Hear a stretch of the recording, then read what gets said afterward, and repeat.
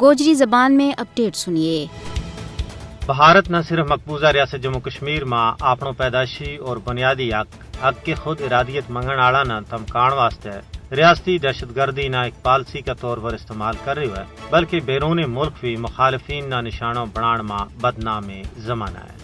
انتہا پسند مودی کی قیادت میں بھارت اپنا سفارت خانہ نہ سفارتکاراں کا بیس میں اپنا جاسوساں کے ذریعے خفیہ کاروائیاں واسطے استعمال کر رہی ہے، جس نے بیرونی دنیا میں بھارت نہ ذلیل و رسوا کر کے رکھ دی ہے۔ مودی حکومت نے اسرائیل کا نقش قدم پر چلتا ہوا کینیڈا میں مقیم سکھ لیڈر نہ قتل کروایا۔ سویڈش اسکالر اشوک سوین کے مطابق کینیڈا میں مودی کی مافیا طرز کی کاروائیاں نے ہندوستان نہ مغرب کی نظر میں ایک بدماش ریاست بنا دی ہے۔ پاکستان نے بھی کیوں ہے کہ بھارت کو دہشت گردی کو نیٹ ورک نہ صرف علاقائی بلکہ بین الاقوامی سطح پر پھیل چکی ہے۔ کینیڈا میں سکھ لیڈر کو قتل اس کی واضح مثال ہے۔ بھارت نہ صرف پاکستان بلکہ کشمیریوں کے خلاف اپنا مذموم عزائم کی تکمیل واسطے میڈیا، سائبر ٹیکنالوجی اور دہشت گردی نہ اپنا ہائیبرڈ ہتھیاروں کا طور پر استعمال کر رہی ہے۔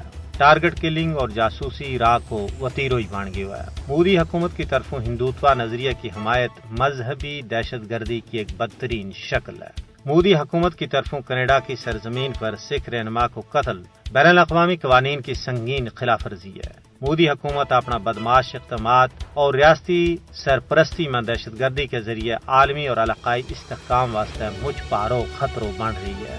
ضرورت اس امر کی ہے کہ بین الاقوامی برادری نہ خواب غفلت تو جاگ کے ہندوتوا دہشت گردی کو مقابلہ کرنے واسطے آگے آنا چاہیے۔